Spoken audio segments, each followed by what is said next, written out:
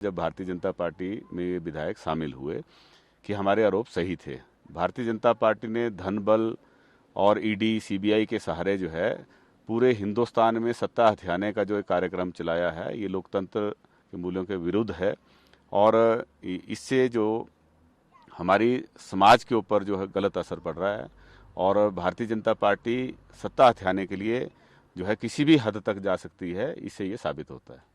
स्वागत कार्यक्रम किए जा रहे हैं, दिल्ली में ज्वाइनिंग हुई है, आज शिमला में स्वागत किया जाएगा। बताया जा रहा है इन सभी को बाई इलेक्शन में बीजेपी उतारेगी। भारतीय जनता पार्टी के अंदर से विस्फोट होगा, क्योंकि भारतीय जनता पार्टी की गाड़ी तो राष्ट्रीय स्तर पे पहले ही भरी हुई है। ऐसे में अगर छत पे बैठाने की कोशिश करेंगे तो गाड़ी के पलटने का खतरा है। तो ये अंदर से विस्फोट होगा। भारतीय जनता पार्टी के पूर्व विधायक जो नदौनता बड़सर क्षेत्र से रहे हैं, बलदेव शर्मा जी, उन्होंने पहले ही भारतीय जनता पार्टी के शीर्ष नेतृत्व पर यह आरोप लगाए हैं कि ये बड़े स्तर के ऊपर पैसे का लेन देन हुआ है और उन्होंने ऐलान किया है कि अगर यहाँ से इंद्रदत्त लखनपाल को टिकट दिया जाता है तो मैं उसका विरोध करूंगा। तो इस तरह की खबरें पूरे हिमाचल प्रदेश से आ रही हैं। अब स्थिति जब स्पष्ट हो गई है, ये भाजपा में शामिल हो गए हैं, तो स्वाभाविक है कि जो बीजेपी का स्थापित नेतृत्व उन चुनाव क्षेत्रों में था उसको डाइजेस्ट नहीं करेगा। हम भारतीय जनता पार्टी के नेताओं से पूछना चाहते थे कि सुजानपुर से राजेंद्र राणा हमेशा ये क्लेम करते थे कि मुझे मंत्री बनाया जाए। उससे पहले वो वर्किंग प्रेसिडेंट इस क्लेम के ऊपर बनाया जाए कि उन्होंने भारतीय जनता पार्टी के जो पूर्व मुख्यमंत्री थे प्रेम कुमार धूमल जी, उनको चुनाव में हराया। अब भारतीय जनता पार्टी में शामिल होकर क्या वो इस उपलब्धि को वहां पे दोहराएंगे? क्या सुजानपुर में ये कहेंगे कि मुझे इसलिए वोट दो क्योंकि मैंने प्रेम कुमार धूमल जी को हराया था?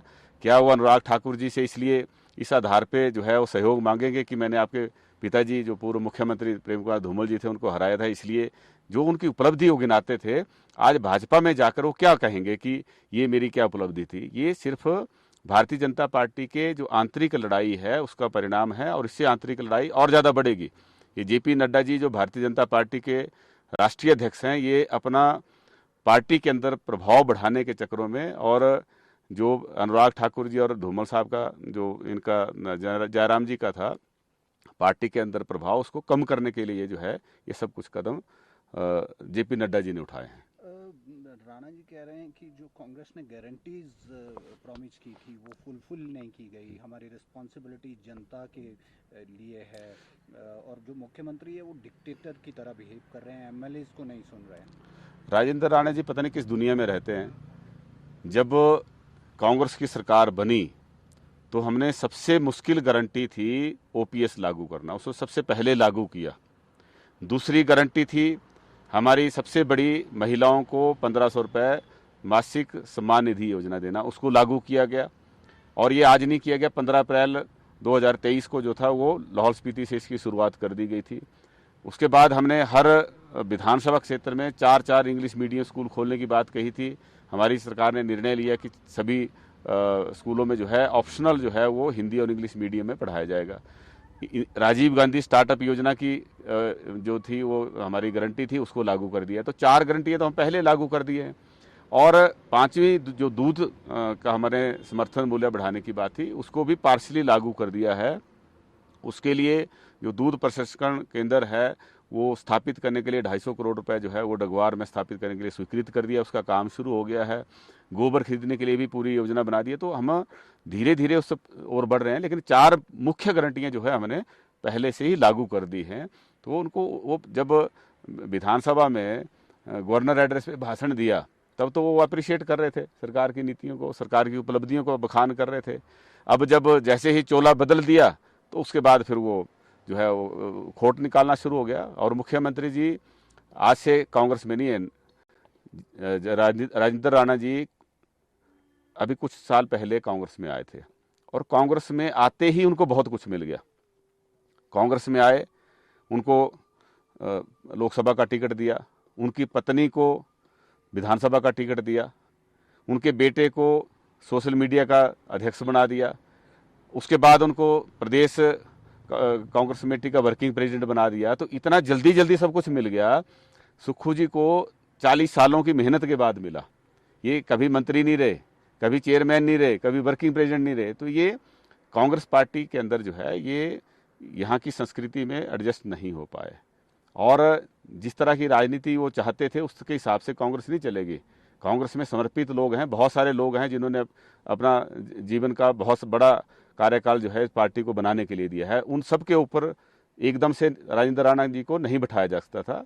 तो ये उनकी भूल है, ये ऐसा कहना कि वो डिक्टेटर का काम करते हैं। मुख्यमंत्री जी पूरी तरह से डेमोक्रेटिक हैं और सबको साथ लेकर जो है विश्वास में लेकर काम करते हैं। वो कह रहे हैं सुक्खू और उनके करीबियों द्वारा सरकार चलाई जा रही है, जो एमएलएस हैं उनका नहीं सुना जा रहा है। दूसरे एमएलएस कह रहे हैं कि 90% जो बजट है वो सेंट्रल गवर्नमेंट से आता है। हमने मोदी के प्रति, बीजेपी के प्रति जो विकास हुआ है और उनके प्रति जो लोगों का रुझान बढ़ा है, इसलिए इस तरफ करो। देखिए, जो मोदी जी की सरकार दिल्ली में है वो 2024 में नहीं बनी जब उन्होंने कांग्रेस से बगावत की।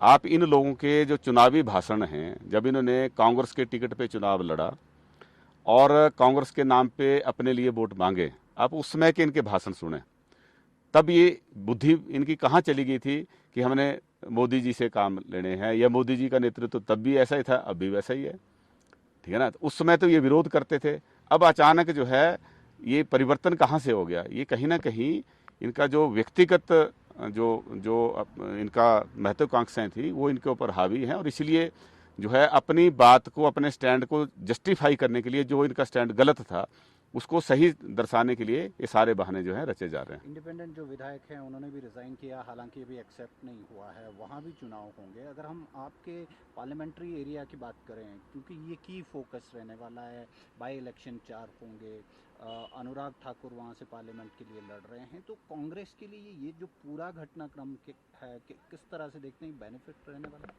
निश्चित तौर पर रहेगा। हम 9 में से 9 सीट जीतने की क्षमता रखते हैं, और हमें देखिए एक बड़ी छोटी सी बात है लेकिन बड़ी लॉजिकल बात है। हम 34 हैं, पूर्ण बहुमत के लिए सिर्फ 1 सीट चाहिए। 1 सीट जीतने से पूर्ण स्थिरता जो है वो हिमाचल प्रदेश की राजनीति में आती है। भारतीय जनता पार्टी की जैसा होने वाला नहीं है, लेकिन एक कल्पना कर लें कि 9 के 9 सीट जीत जाती हैं, तभी भी भारतीय जनता पार्टी के 34 ही विधायक रहेंगे, तब भी उनके पास बहुमत नहीं आएगा।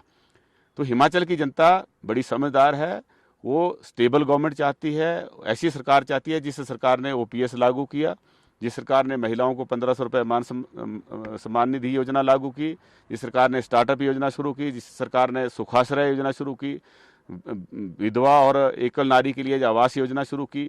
विपरीत परिस्थितियों में जब आपदा के लिए बहुत बड़ी राहत राशि जो पूरे हिंदुस्तान में नहीं है उतनी राहत राशि जो है यहाँ पे दी है। तो ऐसी लोकप्रिय सरकार को क्यों लोग जो हैं वो अस्थिर करना चाहेंगे? तो इन लोगों की महत्वाकांक्षा की वजह से सरकार अस्थिर हुई है। लेकिन अब कोर्ट जो है जो बॉल है वो जनता के पाले में है। अब जनता ने फैसला करना है। जनता बिना प्रलोभन के, बिना दबाव के जो है फैसला करेगी और अपनी बुद्धिमत्ता दर्शाएगी, और हिमाचल प्रदेश की में जो 9 की 9 उपचुनाव होंगे इसमें कांग्रेस की सीटें जीतेंगी, और कांग्रेस द्वारा जो है वो पूर्ण बहुमत के साथ 5 साल की सरकार जो है वो कार्यकाल पूरा करेगी।